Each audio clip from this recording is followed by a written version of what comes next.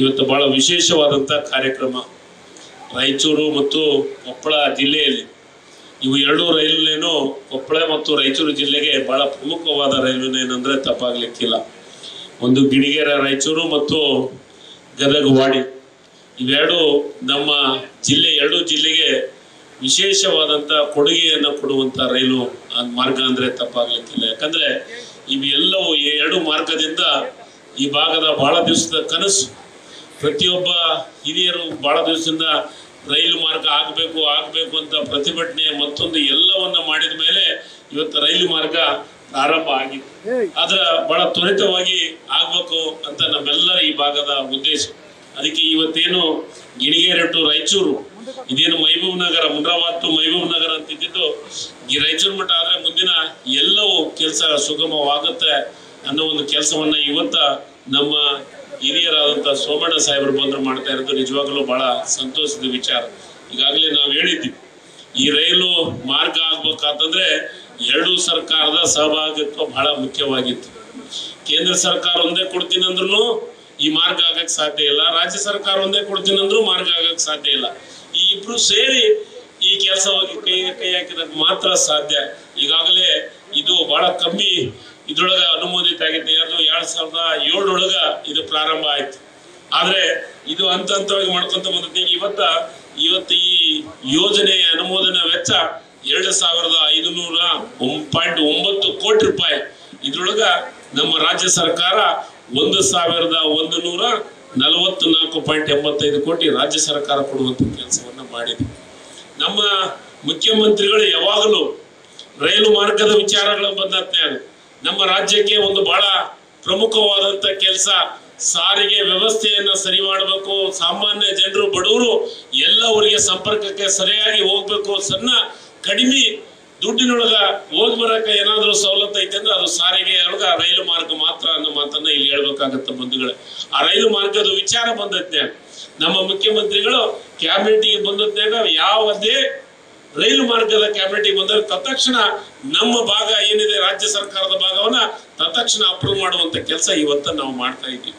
ಅದಕ್ಕೆ ನಿಜವಾಗಲೂ ಮುಖ್ಯಮಂತ್ರಿಗಳ ಅಭಿನಂದನೆಗಳನ್ನ ನಾವು ಹೇಳಲೇಬೇಕಾಗಿದೆ. ಯಾಕಂದ್ರೆ ಇವತ್ತು ಎರಡೂ ಮಾರ್ಗಕ್ಕೆ ದುಡ್ಡನ್ನ ತ್ವರಿತಗತವಾಗಿ ಬಿಡುಗಡೆ ಮಾಡುವಂತ ಕೆಲಸವನ್ನ ಮಾಡಿದ್ದು ಇದು ಮೊದಲಿಂದ ಇರಬಹುದು. ಆದ್ರೆ ಇವತ್ತು ಗದಗ ವಾಡಿದು ಪೂರ್ಣ ಪ್ರಮಾಣದೊಳಗೆ ಏನು ಭೂಸ್ವಾಧೀನ ಮಾಡಿದ್ದು ರಾಜ್ಯ ಸರ್ಕಾರದ ದುಡ್ಡಿನಿಂದ ಭೂಸ್ವಾಧೀನವನ್ನು ಮಾಡಿ ರೈಲು ಮಾರ್ಗಕ್ಕೆ ವಿಶೇಷವಾದಂತ ಕೆಲಸವನ್ನ ಮಾಡಿಕೊಟ್ಟಂತದ್ದು ಯಾರಿದ್ರೆ ಅದಕ್ಕೆ ಹೌದು. ಅದಕ್ಕೆ ಅಲ್ಲಿಂದ ಸ್ಟಾರ್ಟ್ ಆಗಿ ಈಗನು ಇಲ್ಲಿ ರಾಯಚೂರುವರೆಗೂ ಇವತ್ತೇನು ಭೂಸ್ವಾಧೀನ ಪ್ರಕ್ರಿಯೆ ಕಂಪ್ಲೀಟ್ ಆಗಿದೆ. ಅದಕ್ಕೆ ದುಡ್ಡನ್ನ ರಾಜ್ಯ ಸರ್ಕಾರ ಕೊಡುವಂತ ಕೆಲಸವನ್ನ ಮಾಡಿದೆ. ನಿಜವಾಗ್ಲೂ ಇದಕ್ಕೆ ನಮ್ಮ ಮುಖ್ಯಮಂತ್ರಿಗಳನ್ನ ಅಭಿನಂದಿಸಲೇಬೇಕು ಅನ್ನೋ ಮಾತನ್ನ ಇಲ್ಲಿ ಹೇಳಕ್ಕೆ ಇಷ್ಟಪಡ್ತೀನಿ ಬಂಧುಗಳೇ. ಯಾಕಂದ್ರೆ ಇವೆಲ್ಲ ಕೆಲಸ ಕಾರ್ಯಗಳು ಆಗ್ಬೇಕು. ಅದು ಬಹಳ ವಿಶೇಷವಾಗಿ ಸೋಮಣ್ಣ ಸಾಹೇಬ್ರೆ ಇದು ನಿಜವಾಗ್ಲೂ ಬಹಳ ವಿಶೇಷವಾದಂತ ಈ ರೈಲು ಮಾರ್ಗ. ಯಾಕಂದ್ರೆ ವಾಣಿಜ್ಯ ಉದ್ಯಮಿಗೆ ಬಹಳ ಅವಶ್ಯಕತೆ ಇರುವಂತ ರೈಲು ಮಾರ್ಗ ಇದು. ಯಾಕಂದ್ರೆ ಇಲ್ಲಿ ನಾವು ಹೆಚ್ಚು ಏನು ನೀರಾವರಿ ಭಾಗವನ್ನು ಹೊಂದಿದಂತವ್ರು ರಾಯಚೂರು ಭಾಗ ಇರ್ಬೋದು, ಕೊಪ್ಪಳ ಇರ್ಬೋದು, ಕಾರಟಗಿ ಇರ್ಬೋದು, ನನ್ನ ಕ್ಷೇತ್ರದ ಮೇಲೇನು ಹೋಗ್ತಾ ಇದ್ರು ರೈಲು ಮಾರ್ಗ. ಇಲ್ಲಿ ವಾಣಿಜ್ಯೋದ್ಯಮಿಗೆ ಬಹಳ ಅನುಕೂಲವಾದಂಥದ್ದು. ಇವತ್ತು ನನಗನ್ಸಿದ ಮಟ್ಟಿಗೆ ಕಾರಟಗಿಯಿಂದ ಪ್ರಾರಂಭ ಆದ ಹುಬ್ಳಿ ರೈಲು ಕಂಪ್ಲೀಟ್ ಆಗಿ ಜನರು ಹೋಗ್ತಾ ಇದ್ರು. ಬೆಳಗ್ಗೆ ಹೋಗಿ ಅಲ್ಲಿ ಕೆಲಸ ಮುಗಿಸಿದ್ರೆ ಮತ್ತೆ ಸಾಯಂಕಾಲ ಇಲ್ಲಿ ಬರೋದು. ಇವತ್ತು ಸಿಂಧೂರಿಂದ ಪ್ರಾರಂಭ ಆಗಿದ್ದಕ್ಕೂ ರೈಲು ಮಾರ್ಗ ಬಹಳ ಜನರಿಗೆ ಅನುಕೂಲವಾಗುವ ಕೆಲಸ ಆಗ್ತಾ ಇದೆ. ಅದರ ಜೊತೆಗೆ ಈಗಾಗಲೇ ನಾನು ಮನವಿಯನ್ನು ಕೊಟ್ಟಿದ್ದೀನಿ ತಮಗೆ. ಏನಂದ್ರೆ ಇಲ್ಲಿಂದ ನಾವು ನೇರವಾಗಿ ಹುಬ್ಳಿಗೆ ಜೊತೆಗೆ ಬೆಂಗಳೂರಿಗೆ ಹೋಗ್ಲಿಕ್ಕೆ AC ಹೋಗಿ ಜೊತೆಗೆ ನೀವು ಒಂದಿಷ್ಟು ಇಲ್ಲಿಂದ ಒಂದು ರೈಲು ಮಾರ್ಗ ಮಾಡಿದ್ರೆ ಬಹಳ ಚೆನ್ನಾಗಿರ್ತೈತೆ. ನೇರವಾಗಿ ನಮ್ಮ ಬೆಂಗಳೂರಿಗಿನ ಜನರು ರೈಲು ಮುಖಾಂತರ ಓಡಾಡ್ಲಿಕ್ಕೆ ಅನುಕೂಲ ಆಗುತ್ತೆ ಅನ್ನೋ ಮಾತನ್ನ ಇಲ್ಲಿ ಹೇಳಲಿಕ್ಕೆ ಇಷ್ಟಪಡ್ತೀನಿ ಬಂಧುಗಳೇ. ಈಗಾಗಲೇ ತಾವು ಹೇಳ್ತಾ ಇದ್ದೀರಿ ನಮ್ಮ ರೈಲು ಮಾರ್ಗ ನಮ್ಮ ಸರ್ಕಾರದೊಳಗೆ ಜಾಸ್ತಿ ಆಗಿದೆ, ನಿಮ್ಮ ಸರ್ಕಾರದೊಳಗೆ ಜಾಸ್ತಿ ಆಗಿದೆ ಅನ್ನೋದಕ್ಕೆ ನಾವು ಮಾತಾಡಕ್ ಹೋಗಲ್ಲ. ಆದ್ರೆ ಇಲ್ಲೇ ಒಂದೇ ಒಂದು ಅಭಿವೃದ್ಧಿ ವಿಚಾರದೊಳಗೆ ನಾವೆಲ್ಲರೂ ಒಂದಾಗಿ ಒಗ್ಗಟ್ಟಾಗಿ ಜನರಿಗೆ ವಿಶೇಷವಾದಂತ ಕೆಲಸ ಕಾರ್ಯಗಳನ್ನ ಮಾಡ್ಲಿಕ್ಕೆ ನಾವೆಲ್ಲರೂ ಮುಂದಾಗೋಣ, ಜೊತೆಗೆ ಹೋಗಿ ಕೆಲಸವನ್ನ ಮಾಡೋಣ ಅನ್ನೋ ಮಾತನ್ನ ಇಲ್ಲಿ ಹೇಳಿ ಇವತ್ತೇನು ನಿಮ್ಮ ಭಾಗ ನೀವೆಷ್ಟರ ಜಾಸ್ತಿ ಮಾಡಿ ರೈಲು ಮಾರ್ಗ 7,000 ಕೋಟಿ ಜೊತೆಗೆ ಇನ್ನೊಂದು 2,000 ಕೋಟಿ ಜಾಸ್ತಿ ಮಾಡಿದ್ರು ನಮ್ಮ ಮುಖ್ಯಮಂತ್ರಿಗಳು ಬಹಳ ಉದಾರತೆ ಇದೆ.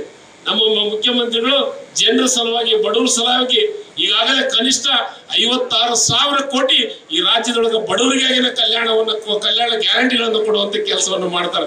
ಇನ್ನು 100 ಕೋಟಿ ಕೊಡ್ಲಿಕ್ಕೆ ನಮ್ಮ ಮುಖ್ಯಮಂತ್ರಿ ಹಿಂದೆ ಮುಂದೆ ನೋಡಂಗಿಲ್ಲ. ನಾವು ಕೊಡುವಂತ ಕೆಲಸವನ್ನು ಪ್ರಾಮಾಣಿಕವಾಗಿ ನಾವು ಮಾಡ್ತೀವಿ.